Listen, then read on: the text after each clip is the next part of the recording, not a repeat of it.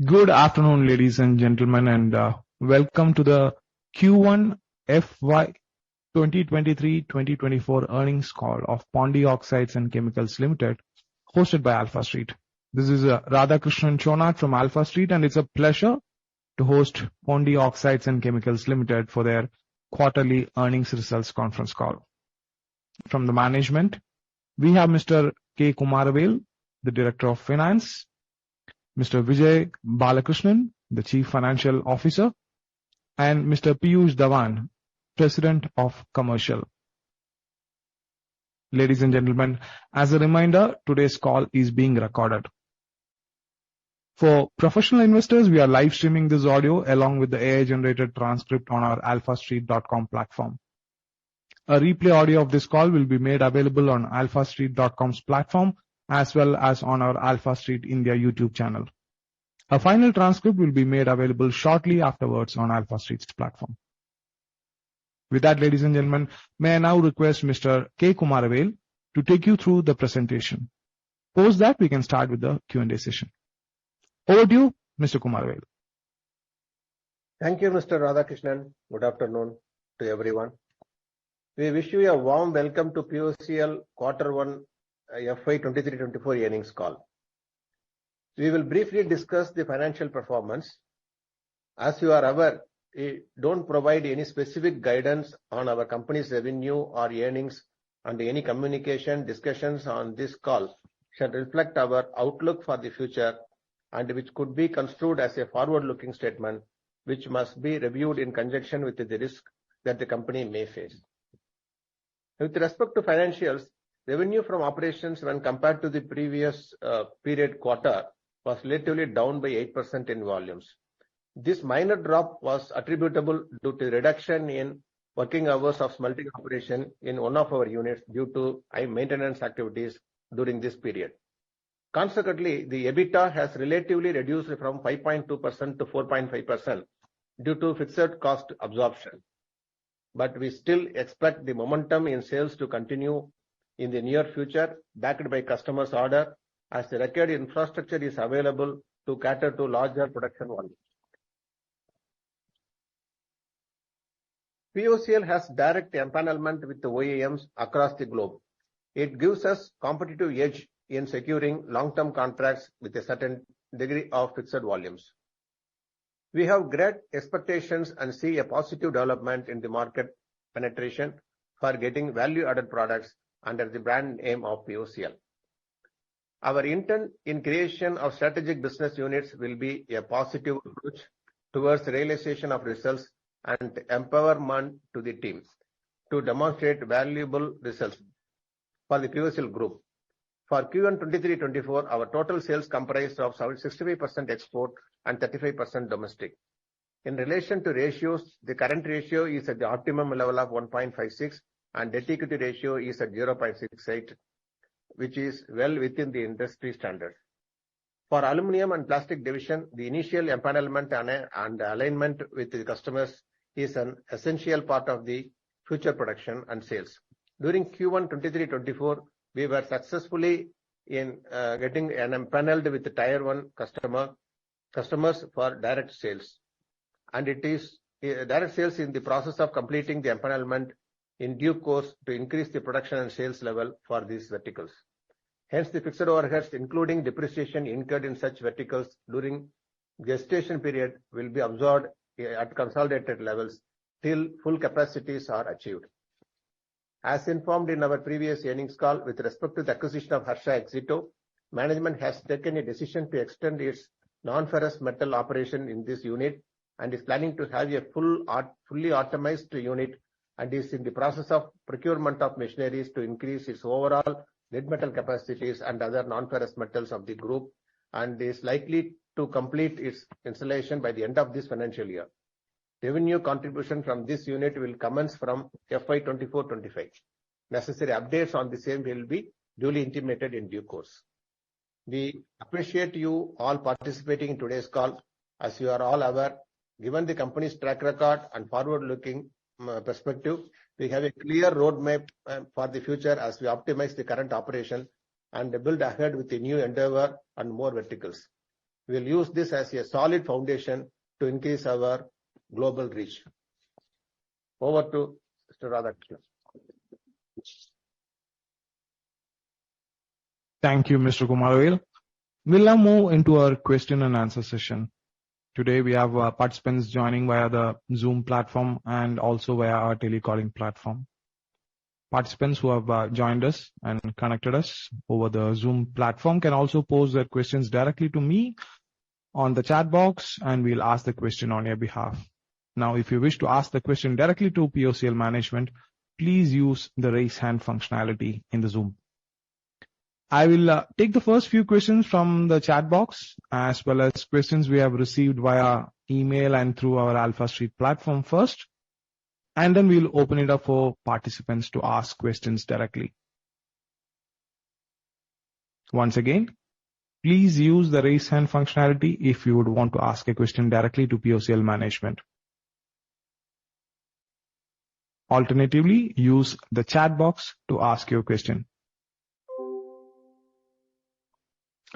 As usual, I'll start with the questions that we have received via chat box and emails and through our platform first.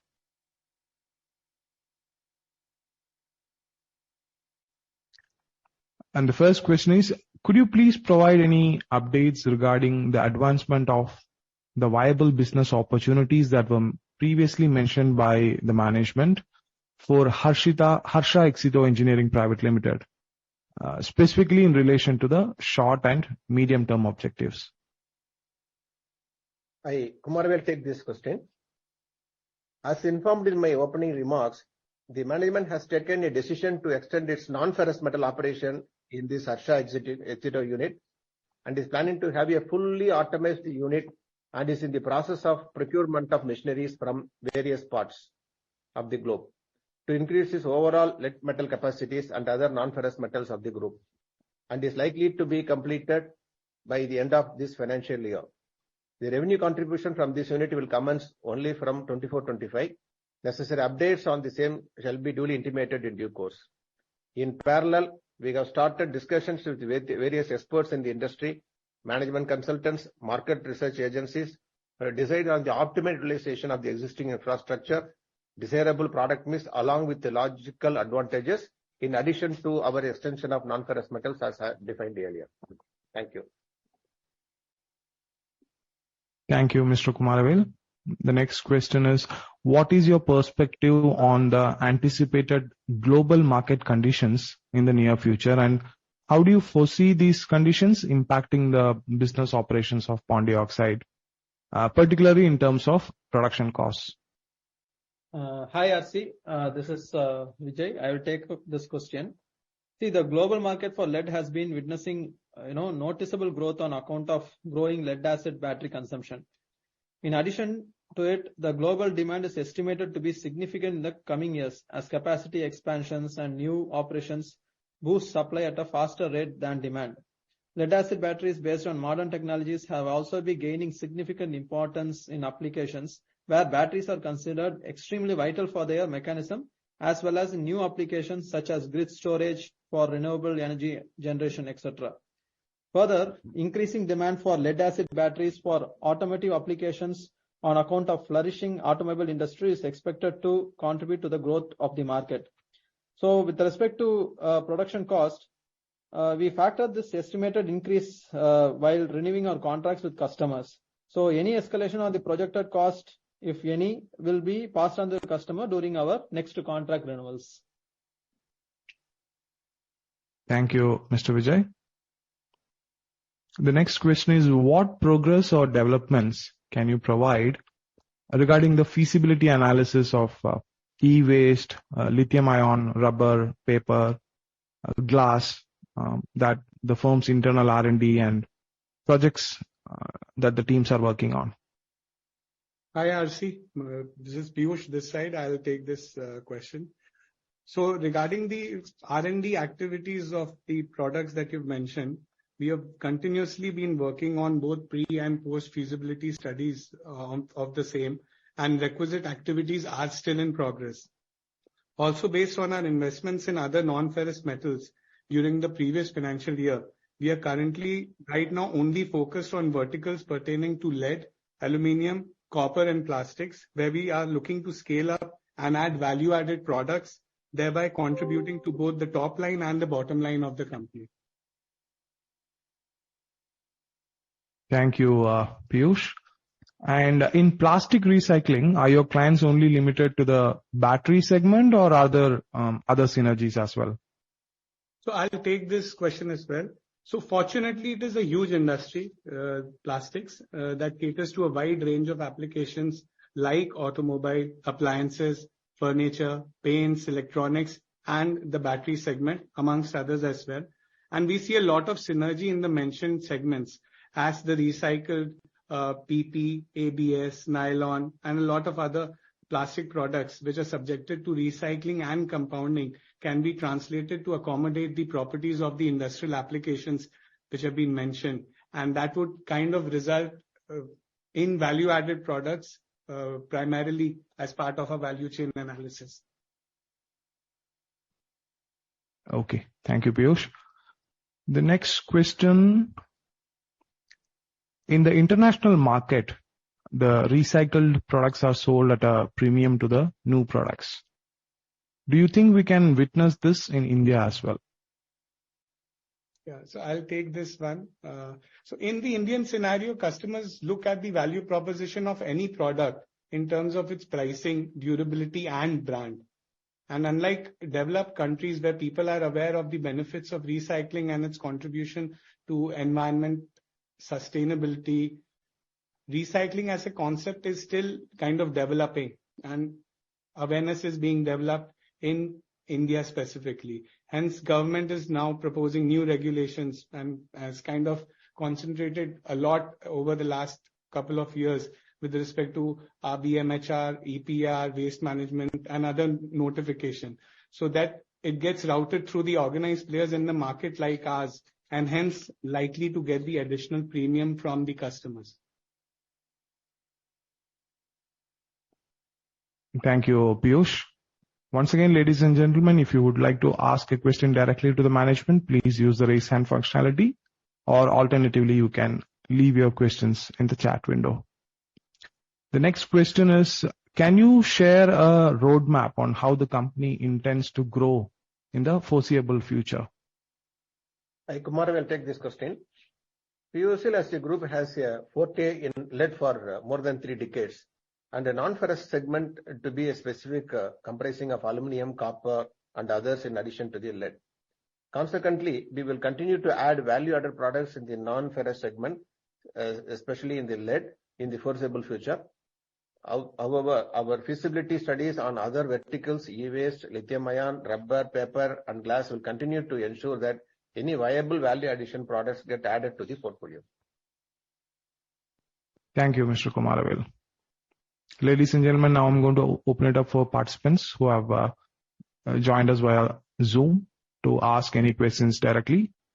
Please use the raise hand functionality to let us know of your interest. I will call out your name and unmute the participants. I also please request you to announce your name and company affiliation before asking any questions that you have. Operators, please allow anyone to raise their hand. Alternatively, you can also leave your questions on the chat window. I see that we have Bhavesh Chauhan has raised his hand. Bhavesh, please unmute yourself and go ahead and ask your question. Yeah, hi. Good afternoon, sir. This is Bhavesh Chauhan from IDBI Capital. And sir, my first question is with regards to our margin. Now that you said everything is recovered, so this quarter the margins and everything should recover, right? Running quarter.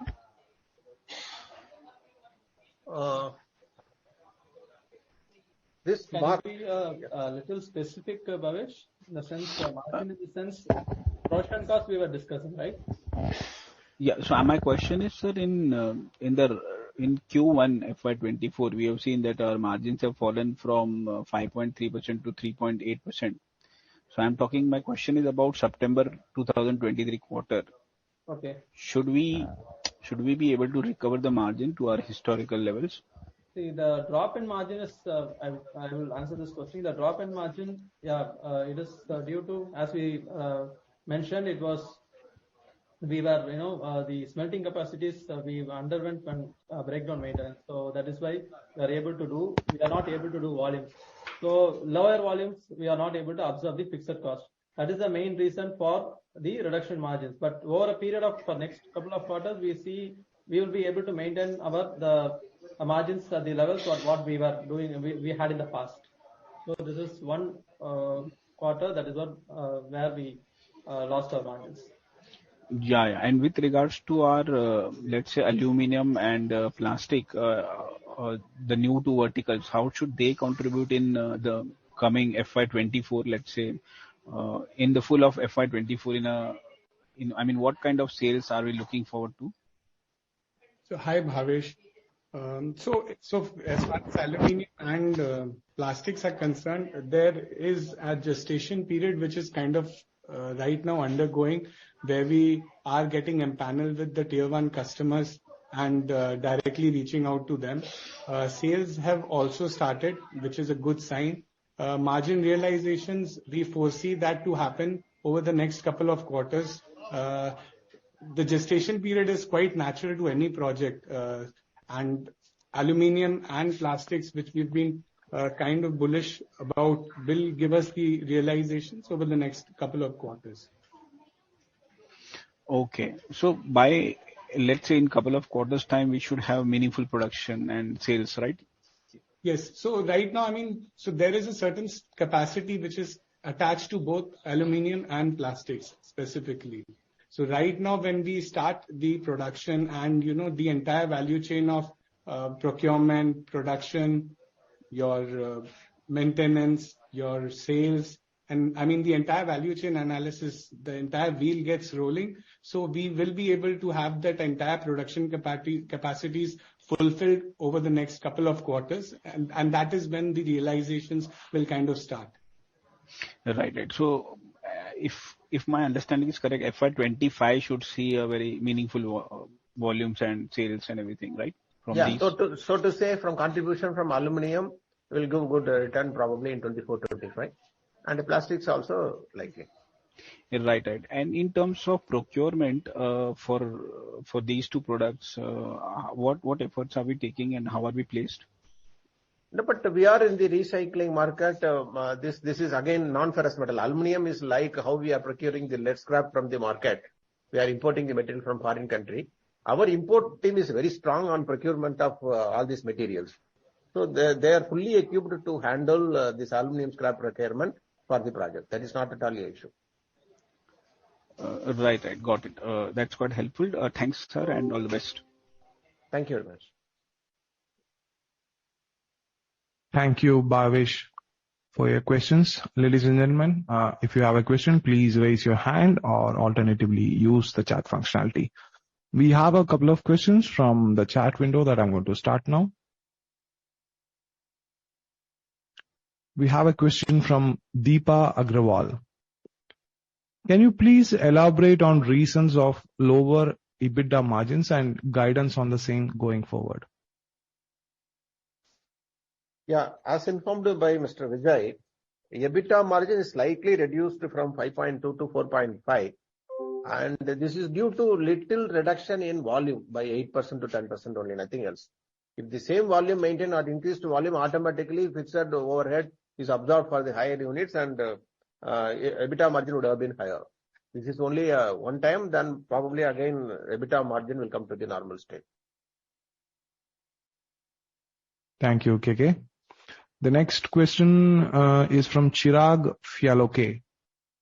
Could you please help us with volume numbers for 1Q FY24, 1Q FY23, and 4Q FY23, and what is our current lead capacity overall? So in terms of, I'm Vijay, I will take this question. For this quarter, Q1 FY23-24, the volumes were about, sales volume of lead is about 14,880 metric ton. This, when compared to June 2022 quarter, it was about 16,200. And for March quarter, it is about 19,870. So as we said, the drop is about 8% of your overall volumes.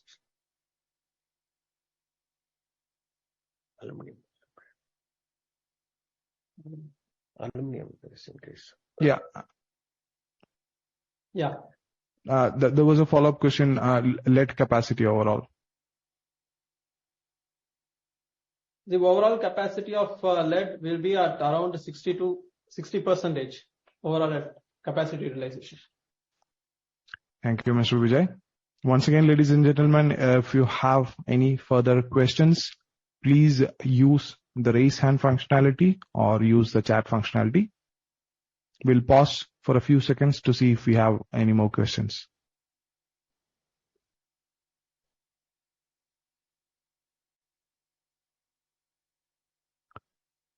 We have Rohit Ori. Rohit, please unmute. Go ahead and ask your questions. Hi, sir. A couple of questions. The first one being with the competition. So some of the players are looking at rubber recycling. So do you think that we'll be venturing into this business as well with time, maybe after 1 year, 2 years or so? Hi, Rohit. So like we said in the beginning, there's a lot of pre-feasibility analysis which goes into a project. So rubber recycling is also part of it. But then in the short term, we are only going to concentrate on the verticals that have been established since the last 1 year. And then maybe in the foreseeable future, after a year and a half, we may look at rubber recycling as an option. Okay. In terms of the supply chain partners, would you like to share if there were some additions or deletions during the quarter under review?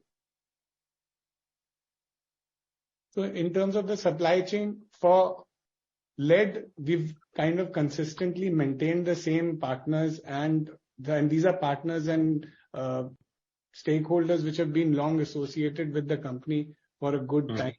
And so that we've maintained buying from them. And when it comes to aluminium and plastics, aluminium, yes, we've kind of added a lot of suppliers. We've tried and tested a lot of different types of materials, whether it's stents, TPs, Orba, and so many others. And when it comes to plastics, I mean, those are internally generated from the batteries we recycle. So that's also relatively maintained at the same levels. Is it possible to put a number to these? How many in terms of numbers, if you wish to share that? So there'll be so in terms of lead, I would say we are importing from almost more than 70 countries. 70, to be precise, 78 would be the number. But then when it comes to suppliers, there'll be a good 25 to 30 strong supplier bases amongst the smaller ones as well. And when it comes to aluminium, so that also is quite diverse in terms of our global footprint. We import regularly from different parts of the globe.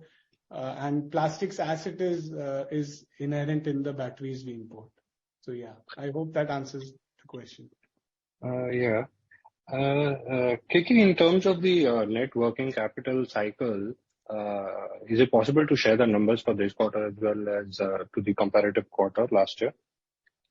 Hi Rohit, Vijay here. I will take this question. So in terms of the cash conversion cycle, there is a slight increase in the cash conversion cycle. Last March it was about 60. Now it has increased to 68 days. Some 8 days there is an increase because primarily, as we said, we are doing aluminum sales. There is a slight increase in credit period over there. And even in terms of inventory levels also, it is a little bit high when compared to previous quarter. So that is the reason for that 9 days increase. Okay.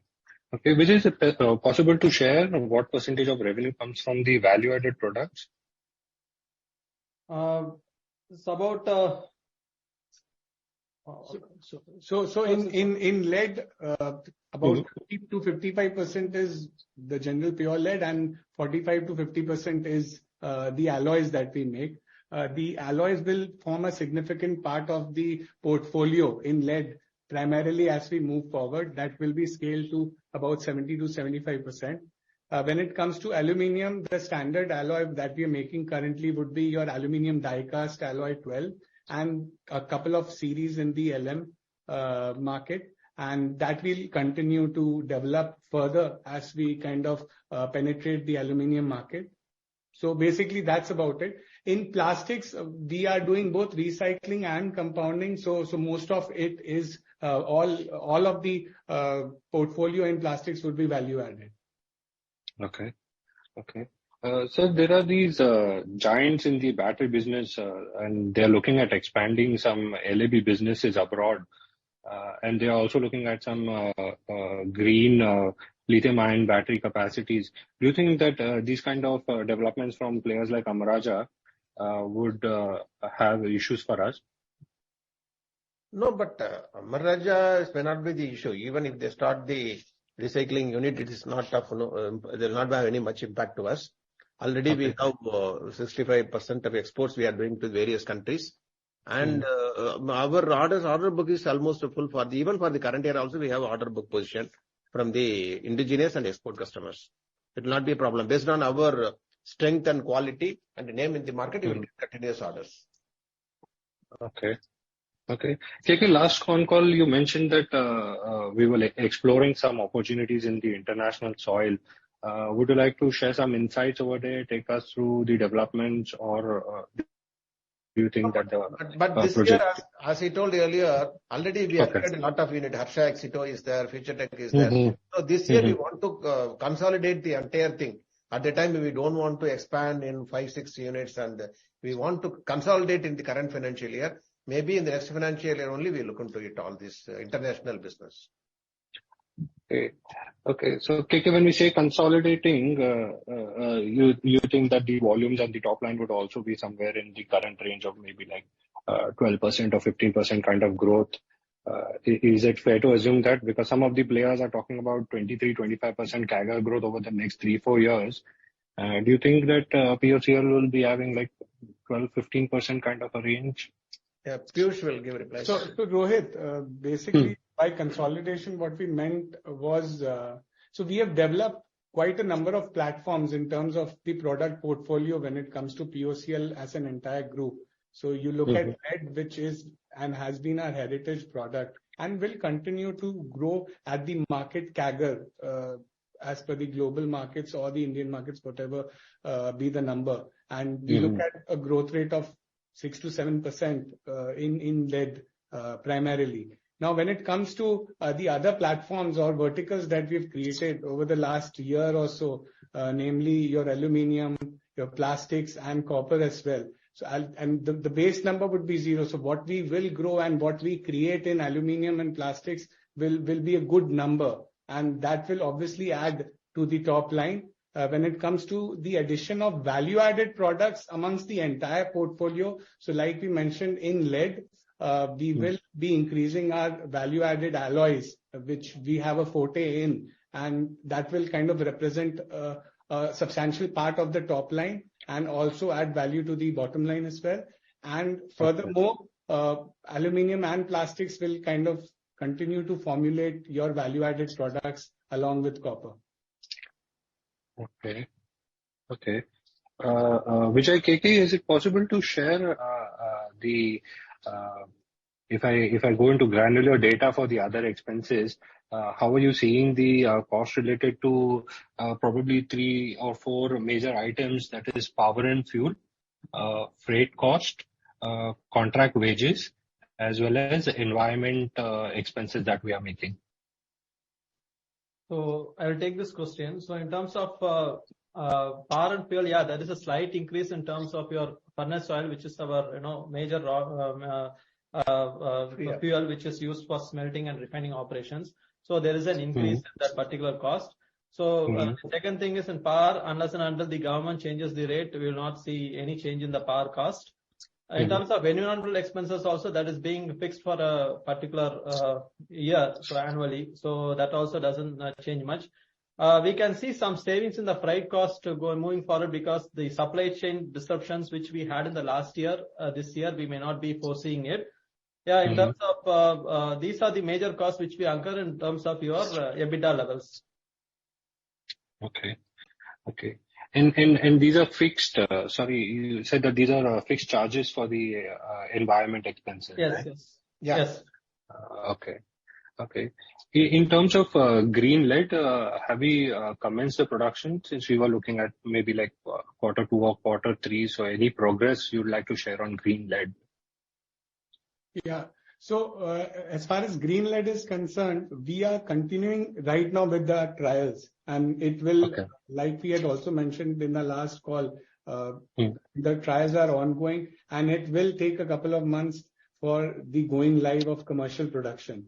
The reason and rationale for the same is that there are various stages involved in the entire process of the electrolysis, which is the new technology, whether it be the metal processing separation unit and, a couple of other modules inside the entire larger gambit of things. So right now the team is kind of concentrating more on trials and then having it foolproof so that, once we go live with commercial production, which will kind of, give us the additional premium or so, we don't want any stone unturned when it comes to the commercial production. So right now we are at the trial stage still, and we should have some data for you in our next earnings call for sure. Okay. That was the next question. So last two questions. You said that this maintenance issue that we had is a one-off, right? And there are no further mishap that we might see in future. Okay. So it is a one-off, right? With the smelting capacity, the maintenance breakdown that happened, that is only the one. Yeah, this is only the one-off. It's not the regular. This one time it happened. Because of that, we have sufficient orders. Because of this, we are not able to complete it. That's all. Otherwise, you would have achieved that. Okay. And these escalation of the contract renewals, what is the tenure? I mean, like, how does it happen? Quarterly basis or half yearly or yearly basis? This is annual basis, based on the annual. This is maybe January to December for international contracts, and the local is financial year pattern. Okay. Okay, team. Thank you. Thanks a lot for answering my question. Thank you. Thank you very much. Thank you, Rohit, for your questions. Next, we have Mustafa Haveliwala. Mustafa, please go ahead and ask your question. Hi, team. Thanks for the opportunity. So I was just going through your 2022 year-end annual report, and I see that there is a mission which company talks about giving a top line of $1 billion by the end of this decade. Talking plainly numbers, that translates to a 27% CAGR for your, at least 25 to 30% CAGR for the rest of the whole decade. When you say your legacy business is growing by 6 to 7%, how confident are you in achieving these numbers, and what gives you the confidence that you would be achieving these milestones? And then if you could just talk about your strategy as a whole. I understand that you are going into the value-added products where the margin trajectory would be improving, but what about the top line? Just wanted to understand this. Okay, so I'll take that question. See, the mission that we've set, previously in our annual report and moving forwards is a long-term mission. And obviously that has a vision attached to it, and it will happen over the next few years. And, the numbers will start getting reflected soon. Now, the idea of having this entire mission or vision, whatever be the word, is to kind of also cater to building up a portfolio for POCL Group as a whole, because we've predominantly been into the lead segment for the last 3 decades, and adding non-ferrous metals to the entire portfolio was a natural inclination for us, whether it was a zinc before, or whether we added aluminium, copper in the last 1 year, and plastics also. So now having these entire verticals right now, as we kind of go about further, it has created a relatively strong platform to kind of achieve these numbers. Adding further, when we've also discussed about the feasibility analysis of a lot of other segments, whether it is your e-waste, whether it is your lithium ion, because a lot of it is going to change in the near future when it comes to recycling. And recycling, manufacturing, and, the value addition products is undergoing a huge phenomenal growth, or circular economy as we speak. Only walking the talk will really help. And that is what we've started in our journey for over the next 6 to 8 years. I hope that answers your question, Mustafa.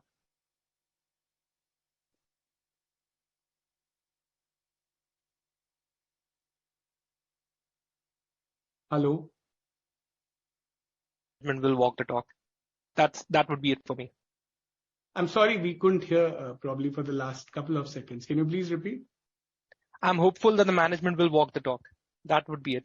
Thank you. For sure, because I'll reiterate a couple of things again. So walking the talk, if we've started the green lead or the plastics or our intent on expanding lead, which has been a primary forte. So definitely the walk the talk will happen. It's ongoing.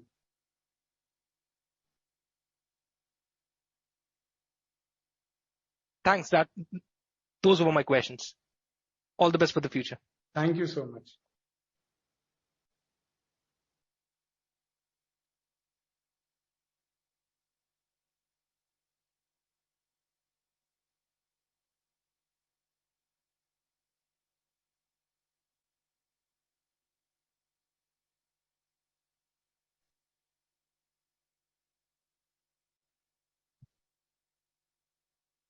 Sorry, gentlemen, I had a technical issue.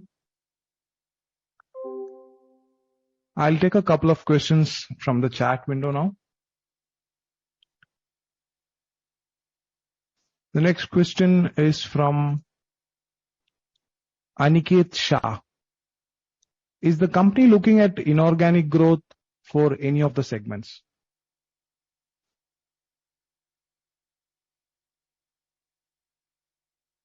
Yes.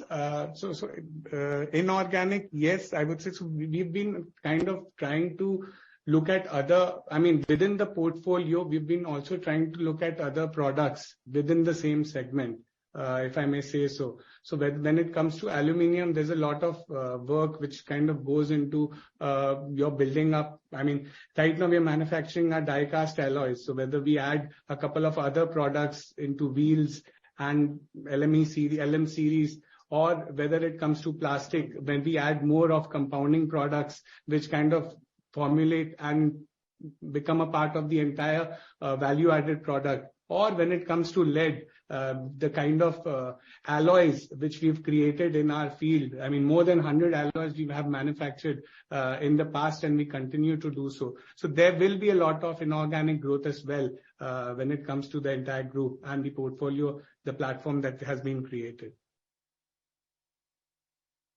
Thank you, Piyush. The next question is from Rajesh Mangal. What is the order book in hand in various segments?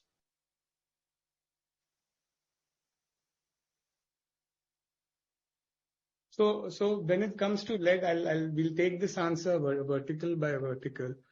So when it comes to lead, most of our contracts are fixed. Q1 primarily was affected due to the maintenance breakdown part. But then since Mr. Kumaravel and Mr. Vijay have already mentioned, the order books are completely in line with what we've kind of forecasted for the year vis-a-vis last year, and we see a growth therein. So our order book for this year is intact as far as lead is concerned, and as far as our contracts obligations go. When it comes to aluminium, the empanelment, like we've mentioned, is started, and right now we are in a stage of kind of formulating those contracts, fixed contracts as well, vis-a-vis the spot contracts that we have right now, because the fixed contracts give us a sense of security for the products that we manufacture, and that will be kind of taken care of in the coming quarters. When it comes to plastics, again, we have an order book. The only thing right now that remains is that we kind of have the economies of scale to kind of enhance the production with vis-a-vis the capacities that we have in hand, and then we'll kind of have the synergies or the margins developing in the coming quarters. Thank you, Piyush. The next question is from Bhavya Nahar. A guidance growth of 15% was given earlier. Will the company be able to meet the guidance for FY24? Hopefully, whatever shortfall is that we will to cope up in the rest of the quarters. Nearer to that, we'll achieve. Definitely will achieve that forecast. Thank you, KK. Next question again from Aniket Shah. Could you give us segment-wise revenue for the quarter, and what is the current long-term debt on the balance sheet? So I will answer this question. So in terms of plastics, we have done about 6.5 crores and odd in terms of plastics. In terms of aluminum, we have done about 14 crores for this quarter. In terms of the long-term debt, we don't have any long-term. In terms of lead, we have the balance of 324. In terms of lead, we have done about 303 crores so far this quarter. With respect to long-term debt, we don't have any long-term debt in our books. We have only short-term debt. Thank you, Vijay. We have Chirag who has raised his hand. Chirag, please go ahead and ask your question. Unmute yourself, please. Hi, thank you so much for the opportunity. Just wanted to know a little bit more about what the management thinks about the overall market opportunity, specifically in lead. I understand there is a lot of other verticals that are also added, as well as value additions on the base metal that will lead to growth. But my question is specifically just on the base metal lead. What do you think is the outlook for the overall market, given that the end consumption of lead is not growing probably more than a mid-single digit sort of a number overall? Where do you think for the next 2 to 5 years the base metal volume growth or value growth will be for us? Hi, Chirag. So, like you rightly pointed out, I mean, for the base metal, the numbers are in single digit, undoubtedly. But our approach is basically to kind of enhance our footprint in recycling lead. And this year will be more on kind of having the entire value chain from battery recycling to the refining stage, and then we kind of enhance those numbers for us. Instead of the single digit, we do a double digit. So lead as a market globally is also improving. I would say we are, again, the company as a whole is quite bullish on lead since it's our forte. And in addition to that, domestically, I would say still the next 3 or 4 years is going to be quite good for the segment lead as a vertical.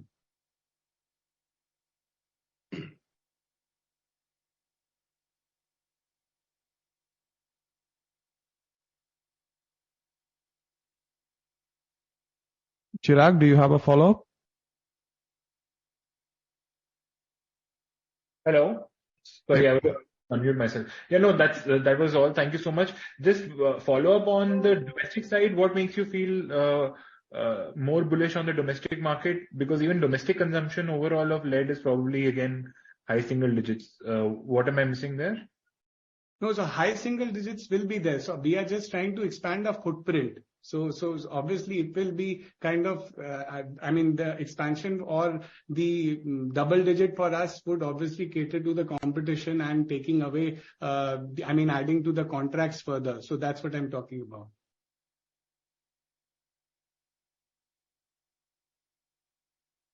Thank you, Chirag. Thank you, Piyush. Ladies and gentlemen, I'm going to give a few seconds to see if there are any more questions on the line.